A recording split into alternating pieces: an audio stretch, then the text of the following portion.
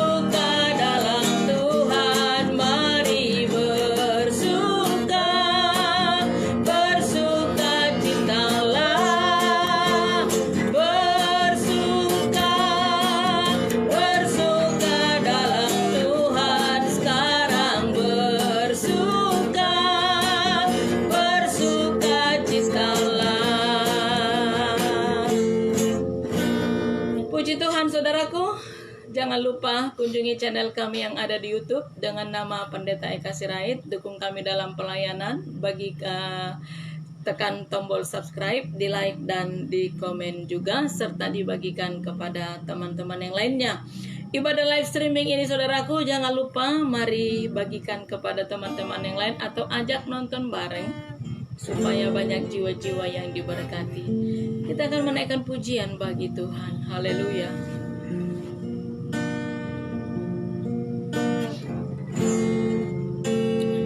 Haleluya Tuhan Yesus. Ini kami anak-anak-Mu, kami datang di hadapan-Mu. Kami bersyukur atas segala kebaikan-Mu, kemurahan-Mu bagi kami. Terima kasih Tuhan. Terima kasih Roh Kudus, terima kasih Allah Bapa yang baik. Kau bawa kami masuk dalam hadirat-Mu, Kau penuhi kami dengan urapan baru-Mu. Haleluya. Satu hal yang kurindukan ya Tuhan, selalu berada di dekat-Mu dengan segenap hati, dengan segenap jiwa. Ku menanti di hadirat-Mu. Satu hal yang kurindukan, satu hal yang kurindukan ya Tuhan, selalu berada di dekat-Mu dengan segenap hati, dengan segenap jiwa. Ku menanti di hadirat-Mu. Lebih dalam lagi ku rindu Kau Tuhan, lebih dari segala yang ada. Lebih dalam lagi ku cinta Kau Yesus, ku mengasihi-Mu. Urapan-Mu bagi kami Tuhan, dan bawa kami lebih dalam lagi masuk dalam hadirat-Mu. Haleluya. Satu hal yang ku rindukan ya Tuhan, selalu berada di dekat-Mu dengan segenap hati, dengan segenap jiwa. Ku menanti di hadirat-Mu. Lebih dalam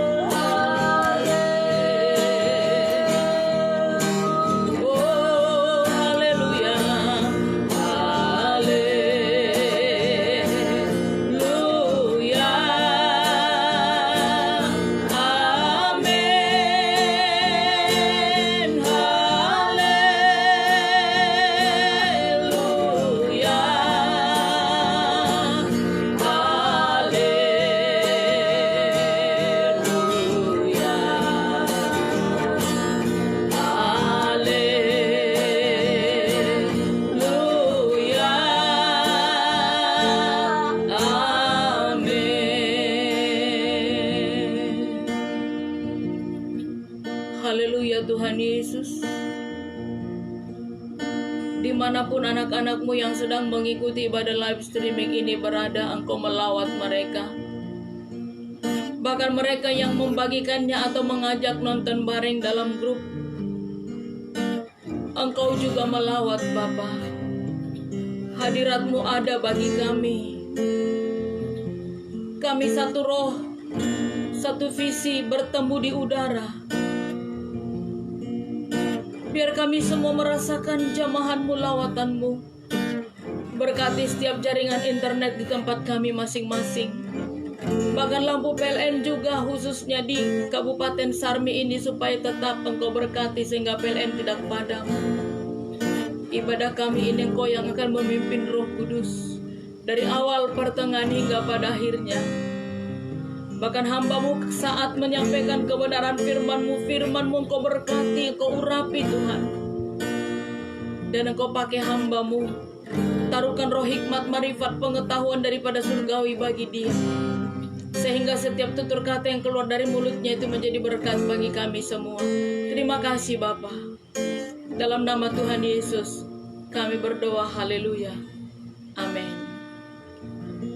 Haleluya. Jangan lupa saudaraku, kunjungi channel kami yang ada di YouTube dengan nama Pendeta Eka Sirait. Silakan tekan tombol subscribe, di like, di komen, dan dibagikan juga. Ibadah live streaming ini ajak nonton bareng teman-teman yang lainnya, atau juga teman-teman grup atau teman Facebook saudaraku. Sama-sama kita melayani Tuhan. Haleluya.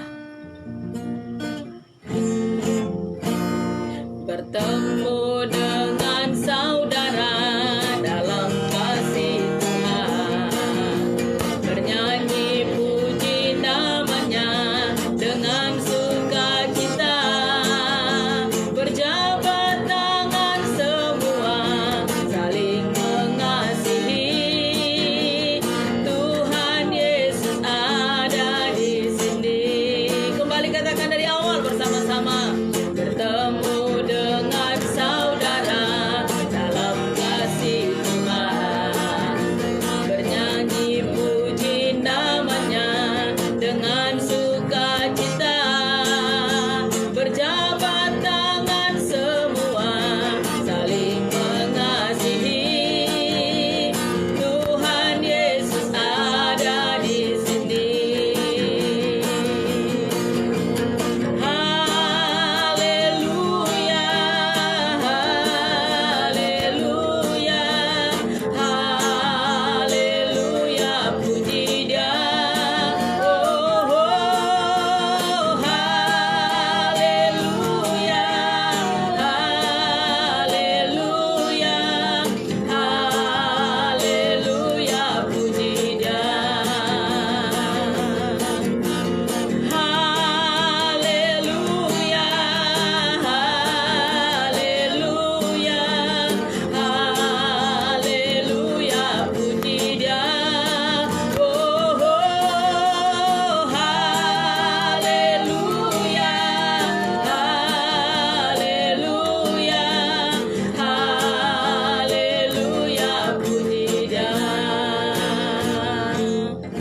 Haleluya, saudaraku, saya percaya kita bersuka cita pada saat kita memuji Tuhan. Sebab apa?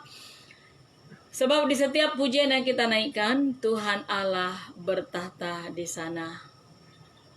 Amin. Ketika Allah bertahta, maka ada sesuatu hal yang besar yang dikerjakan Tuhan bagi kita. Maka dari itu, ketika memuji Tuhan, semangat dengan sukacita dan dengan bersorak dari tempat saudaraku duduk, bisa saudaraku berdiri, bisa bertepuk tangan, dan juga menari bagi dia. Seperti Raja Daud, ketika roh Allah mengurapi Raja Daud, dia menaikkan pujian sukacita bersama dengan para dayang-dayangnya, dan dia menari bagi Tuhan. Haleluya. Kita akan naikkan pujian sukacita kepada Tuhan. Haleluya. Tuhanku selama-lamanya, pujilah Tuhanku, Dia baik buat saya. Oh, pujilah Tuhanku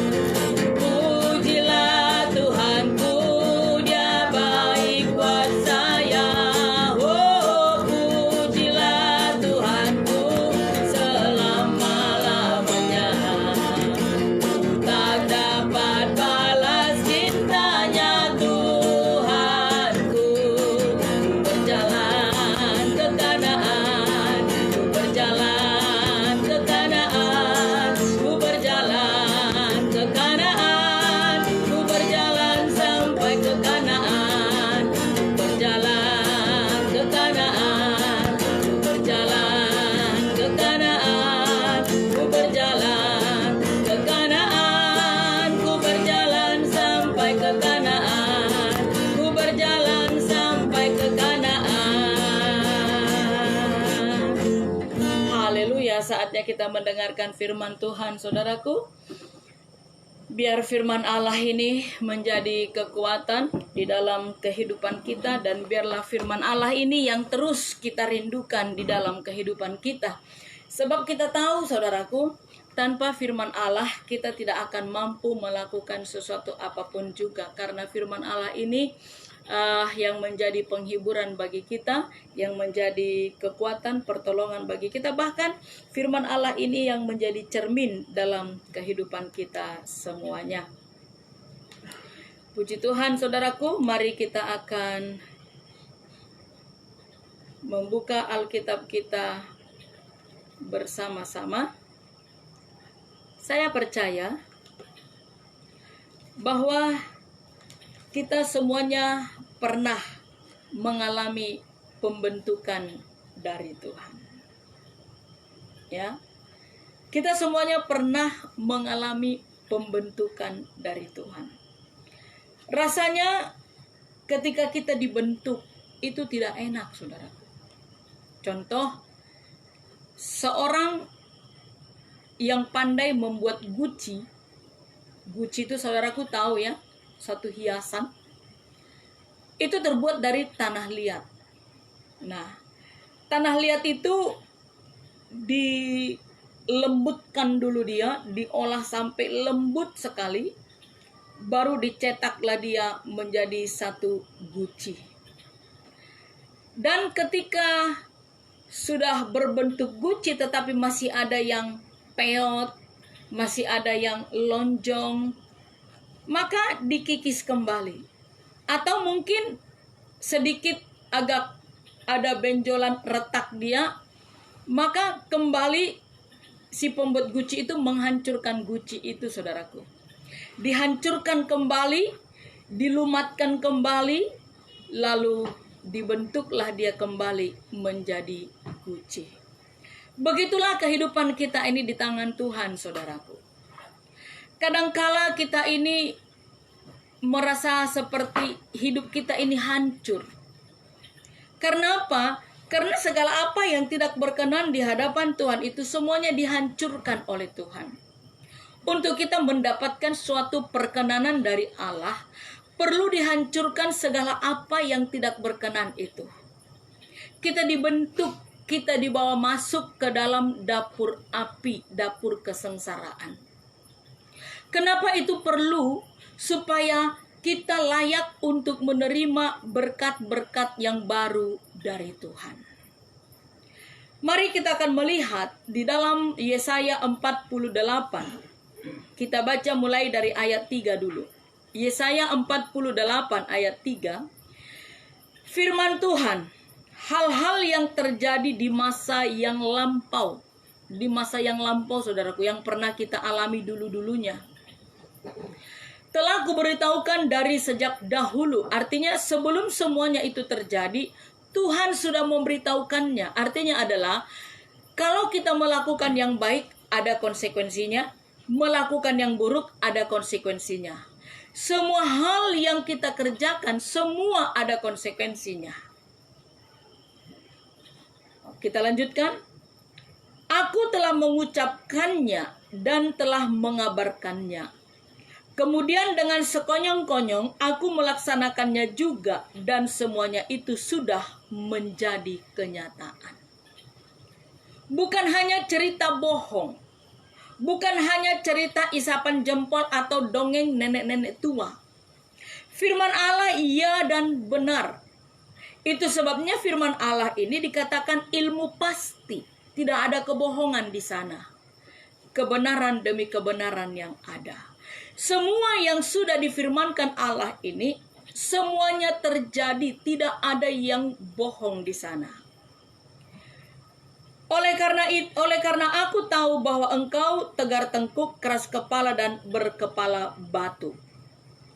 Artinya adalah semuanya itu terjadi. Diizinkan ada kesusahan, diizinkan ada penderitaan. Semua itu oleh karena umat ciptaannya itu kepala batu. Kalau di Jayapura, saudaraku, sekarang sangat dianjurkan untuk pakai masker. Harus wajib, mau pejalan kaki, mau naik kendaraan roda 2, mau naik mobil, semua harus pakai masker. Kalau tidak pakai masker sesuai dengan peraturan protokol kesehatan, ada konsekuensinya. Apa itu? Diwajibkan dia mengadakan pembersihan jalan dengan memakai baju rompi OKB, orang kepala batu. Itu konsekuensinya. Jadi kalau dia nggak pakai masker, ada hukumannya. Konsekuensinya tadi, membersihkan got, menyapu jalanan, lengkap dengan pakai baju seragam. Tulisan besar-besar itu, OKB, orang kepala batu. Nah, apakah kita ini menjadi orang kepala batu di hadapan Tuhan Allah? Kalau di dunia ini saja, orang kepala batu ada hukumannya, apalagi di hadapan Tuhan. Oleh karena kita kepala batu, maka ada kesusahan-kesusahan yang dulu-dulu kita hadapi. Bahkan ketika kita belum ada, pada waktu Israel dibawa keluar dari Mesir, oleh karena orang Mesir, oleh karena tentara Firaun kepala batu, maka sampai ada 10 tulah, semua penderitaan itu karena mereka kepala batu. Dan itu sedang terjadi. Salah satu dari tulah 10 tulah yang dialami oleh bangsa Mesir itu sedang terjadi bagi banyak dunia, termasuk negara kita Indonesia. Kenapa? Karena umat Tuhan itu sudah sangat kepala batu. Dikasih tahu tidak mau bertobat. Dikasih tahu nggak mau berubah. Semua perkataan itu kan kebetulan. Itu kan kebetulan. Masa sih kita jatuh kebetulan, kita sakit kebetulan, ada kerugian kebetulan, ada belalang pelahap kebetulan. Masa sih ada persoalan demi persoalan bertubi-tubi nggak selesai-selesai, itu kebetulan? Tidak ada yang kebetulan di dalam dunia ini, saudaraku. Semuanya itu atas seizin Tuhan. Semuanya itu terjadi teguran Tuhan supaya kita umat ciptaannya ini tidak kepala batu. Karena dia sangat mengasihi kita. Sebagaimana dia katakan di dalam Wahyu pasal 3. Anak yang kukasihi, yang kuhajar, yang kutegur. Maka relakanlah dirimu dihajar.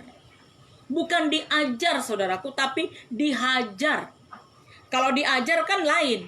1 tambah 1, 2. 2 kali 5, 10. Itu diajar. Tapi ini dihajar. Dihajar berarti dicambuk, dipukul. Karena dia mengasihi kita. Supaya kita ini sadar. Sama seperti orang tua kepada anak-anaknya. Kalau anak-anaknya berulang-ulang melakukan kesalahan, apalagi kalau kepala batu, pasti orang tua pukul karena dia sayang kepada anak itu. Demikian juga kita dengan Allah. Karena Allah sayang kepada kita, maka dia memukul kita, menghajar kita, supaya kita tidak menjadi kepala batu atau tegar tengkuk. Ayat 5. Maka aku memberitahukannya kepadamu dari sejak dahulu. Sebelum hal itu menjadi kenyataan, aku mengabarkannya kepadamu supaya jangan engkau berkata, berhalaku yang melakukannya, patung pahatanku dan patung tuanganku yang memerintahkannya. Artinya adalah supaya kita tidak mengatakan itu semua suatu kebetulan. Supaya kita tidak mengatakan itu suatu kebetulan. Ada konsekuensinya di setiap kesalahan yang dikerjakan umat Tuhan. Kenapa? Karena Tuhan mengasihi kita. Dia tidak mau kita ini binasa bersama dengan dunia ini. Lihat kesusahan di mana-mana, penderitaan di mana-mana, banyak kekurangan di mana-mana, pengangguran semakin meningkat, penghasilan semakin menurun. Bahkan banyak perusahaan-perusahaan mungkin hampir kolab atau gulung tikar. Mengapa itu semuanya terjadi? Karena kita ini adalah manusia yang lupa diri, sombong, serakah, tamak, tidak takut akan Tuhan. Maka Tuhan mendatangkan hukuman bagi kita karena dia sayang kepada kita. Roma pasal 3 berkata, tidak ada satupun di antara kita yang benar. Tidak ada yang mencari Allah. tapi Allah yang datang mencari kita. Tidak ada satupun yang benar, tetapi Allah melalui Tuhan Yesus yang membenarkan kita. Kita sudah dibenarkan oleh Dia. Jangan lagi melakukan kesalahan. Jangan lagi melakukan dengan sengaja apa yang Tuhan tidak mau. Sebab tidak ada lagi korban anak domba Allah untuk setiap kesalahan yang kita lakukan. Cukup satu kali korban anak domba Allah itu.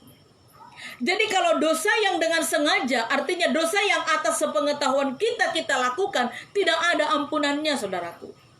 Tetapi yang di luar kesengajaan kita, itu yang diampuni Tuhan. Maka itu saudaraku, kalau berdoa jangan bilang begini, Tuhan Yesus ampunilah kesalahan kami, baik kesalahan yang kami sengaja maupun yang tidak kami sengaja. Nah, yang diampuni adalah kesalahan yang tidak sengaja. Kesalahan yang disengaja itu tuh apa diampuni? Namanya disengaja. Contoh, kita lihat api besar sekali, lalu kita pegang dengan sengaja, akan terbakar sendiri.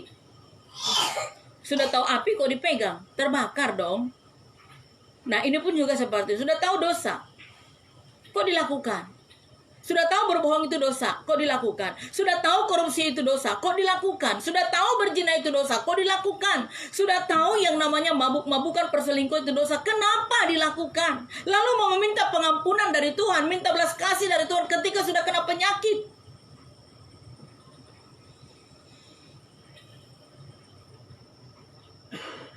Sudah tahu dosa, kok masih dilakukan? Anak domba yang mana lagi kita minta untuk menghapus semua dosa yang dengan sengaja itu? Kita lihat ayat 9.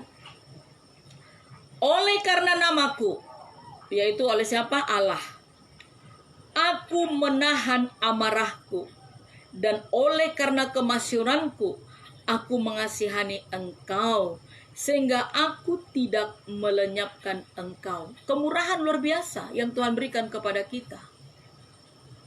Karena kasih-Nya Dia memulihkan kita. Karena kasih-Nya Dia mengampuni kita. Karena kasih-Nya Dia menyelamatkan kita. Karena kasih-Nya Dia menyembuhkan kita. Karena kasih-Nya Dia memberkati kita. Bukan karena kuat dan gagah kita. Bukan karena kekudusan. Bukan karena kehebatan kita. Bukan karena kepandaian kita. Tapi semua oleh karena kasih karunia-Nya Tuhan. Sebab sudah dengan jelas kok kesalahan yang kita lakukan ini sudah kita baca tadi semua. Karena kita tegar tengkuk kepala batu. Bahkan membuat suatu hal yang sangat keji. Coba kita lihat ayat 5, ayat 8 itu. Engkau tidak mendengarnya ataupun mengetahuinya. Juga telingamu tidak terbuka dari sejak dahulu. Tetapi aku telah mengetahui bahwa engkau berbuat khianat sekeji-kejinya. Bayangkan saudaraku. Berkhianat kita sekeji-kejinya di hadapan Tuhan. Kita berkata aku cinta Yesus, tetapi kita masih mencintai yang lain. Kita berkata aku mengasihi engkau Tuhan Yesus, tetapi kita masih mengasihi yang lain, yang Tuhan tidak kehendaki. Banyak perbuatan-perbuatan keji yang kita kerjakan, tetapi Dia masih tetap mengasihi kita, memberikan pengampunan bagi kita, memberkati kita, menolong kita, memulihkan keadaan kita. Lalu apalah yang kurang, saudaraku? Masihkah kita juga berkata, entar, ibadahnya entar aja, doanya entar aja, masih banyak waktu kok. Tidak banyak waktu. Waktu sudah sangat singkat, saudaraku. Ingatlah, penderitaan, kesusahan, masalah, problema, silih berganti yang kita hadapi, semuanya itu atas seizin Tuhan untuk membentuk kita. Kita dipersiapkan untuk menerima berkat yang besar.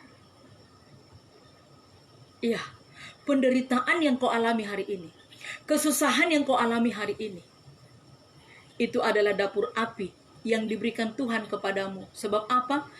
Tuhan sedang mempersiapkan berkat yang besar. Untuk meraih berkat yang besar itu, perlu kita ditempa. Satu contoh ilustrasi saya buat bola kasti, saudaraku. Semua tahu bola kasti ya? Bola kasti itu kalau dipantulkan ke lantai dengan pelan, dia terangkatnya pelan saja. Dan sakitnya pun sedikit. Tapi coba kalau kita pantulkan ke bawah sekuat tenaga, dia melambung tinggi ke atas dan sakitnya pun luar biasa. demikian juga kehidupan kita seperti bola kasti itu. Kalau kita diterpa dengan masalah yang kecil, sakitnya nggak seberapa, terangkatnya juga nggak seberapa. Tapi coba dengan adanya masalah bertubi-tubi silih berganti berat, kita tidak mampu, sakit sekali, tetapi kita bertahan, maka kita melambung setinggi-tingginya. Artinya adalah berkat Tuhan itu, wow, luar biasa disediakan bagi kita. Sebab itu jangan pernah mengeluh ketika Tuhan membawa engkau masuk ke dalam dapur api. Kita lihat ayatnya 10. Sesungguhnya aku telah memurnikan engkau, namun bukan seperti perak, tetapi aku telah menguji engkau dalam dapur kesengsaraan. Aku akan melakukannya oleh karena aku, iya, oleh karena aku sendiri. Sebab masakan namaku akan dinajiskan. Aku tidak akan memberikan kemuliaanku kepada yang lain. Jadi semuanya ini Tuhan berikan, Tuhan izinkan terjadi. Karena Dia sedang mempersiapkan kita untuk menerima berkat yang wow, yang luar biasa itu. Kenapa? Supaya kita tidak menjadi sombong, supaya kita tidak menjadi manusia yang lupa diri. Supaya kita menjadi orang yang rendah hati, tahu menghargai berkat itu, sungguh susah payah kita dapatkan. Jadi kita tahu menghargainya. Orang yang begitu gampang mendapatkan harta itu, saudaraku, nggak menghargainya. Dia hambur-hamburkan, dia foya-foya kemana-mana. Tapi kalau berkat itu begitu susah payah, jatuh bangun kita mendapatkannya, bertubi-tubi persoalan yang kita hadapi untuk mendapatkan berkat itu, maka kita sangat menghargai berkat itu. Amin, saudaraku. Maka dari itu jangan pernah mengeluh. Yang walaupun sampai hari ini mungkin engkau masih ada di dalam dapur api itu. Walaupun mungkin sampai hari ini engkau masih ada di dalam pemurnian itu, bersyukurlah kepada Tuhan. Karena Dia mengasihi engkau. Dia sedang mempersiapkan engkau untuk menerima berkat yang luar biasa itu. Haleluya. Jangan pernah mengeluh, jangan pernah patah semangat. Tetaplah bersukacita, tetaplah percaya kepada Tuhan, dan tetaplah berdoa.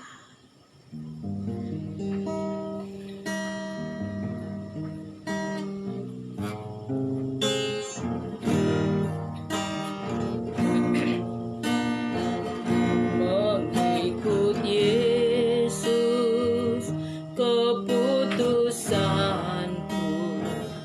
mengikut Yesus keputusanku, mengikut Yesus keputusanku, ku tak ingkar, ku tak ingkar.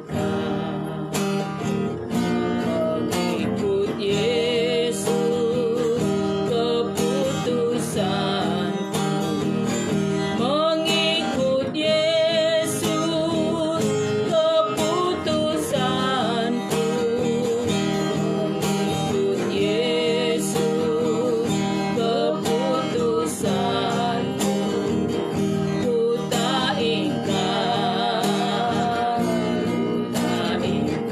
Salib di muka, salib di muka, dunia di belakang. Salib di muka, dunia di belakang. Salib di muka, dunia di belakang. Ku tak ingkar, ku tak layani Tuhan, layani Tuhan keputusan. Oh, layani Tuhan keputusanku, layani Tuhan keputusanku, ku tak ingkar, ku tak ingkar. Terima kasih buat kebenaran firman-Mu bagi kami malam hari ini, Bapa. Walau apapun yang terjadi dalam kehidupan kami ini, biar kami tetap setia di dalam mengiring Engkau. Sekalipun masih sampai hari ini kami ada di dalam dapur pemurnian itu, dapur kesengsaraan itu. Biar kami Engkau beri kemampuan untuk tetap bertahan, untuk kami tidak patah semangat atau mundur dari hadapan-Mu. Beri kami kemampuan, berikan kami kekuatan, sebab kami percaya di balik penderitaan, di balik kesengsaraan yang sedang kami alami, Engkau sedang mempersiapkan suatu berkat yang besar, yang luar biasa bagi kami. Maka mari Engkau menghampiri semua anak-anak-Mu yang sampai hari ini mereka masih ada di dalam dapur kesengsaraan itu. Kuatkan dan teguhkanlah hati mereka. Pegang mereka, topang mereka Tuhan, agar mereka tidak putus asa, agar mereka tidak menjadi lemah atau menjadi jatuh. Tetapi mereka tetap semangat, tetap di dalam pengharapan kepada Kristus. Karena ada berkat yang luar biasa yang Tuhan sediakan bagi mereka semua. Terima kasih Bapa. Kau kunjungi mereka yang sakit dan Kau berikan kesembuhan. Baik mereka yang dirawat di rumah sakit ataupun yang dirawat di rumah. Apapun jenis penyakit mereka, semuanya Engkau sembuhkan Bapa. Teruslah Engkau memberkati negara kami tercinta Indonesia ini. Teruslah Engkau memberkati Presiden kami Joko Widodo. Teruslah Engkau memberkati kesehatannya. Taruhkan roh hikmat pengetahuan bersama dengan para petinggi-petinggi negara kami ini untuk memimpin rakyat Indonesia ini menuju kepada kesejahteraan. Terima kasih Bapa buat penyertaan-Mu di dalam ibadah live streaming kami pada malam hari ini. Kami akan akhiri, kami terima segala berkat berkelimpahan, kejayaan, keberhasilan, kesehatan, umur panjang itu menjadi bagian kami bersama. Dalam nama Tuhan Yesus Kristus, kami bersyukur dan berdoa. Haleluya. Amin. Puji Tuhan saudaraku, selamat malam buat kita semuanya. Jangan lupa kunjungi channel kami yang ada di YouTube dengan nama Pendeta Eka Sirait.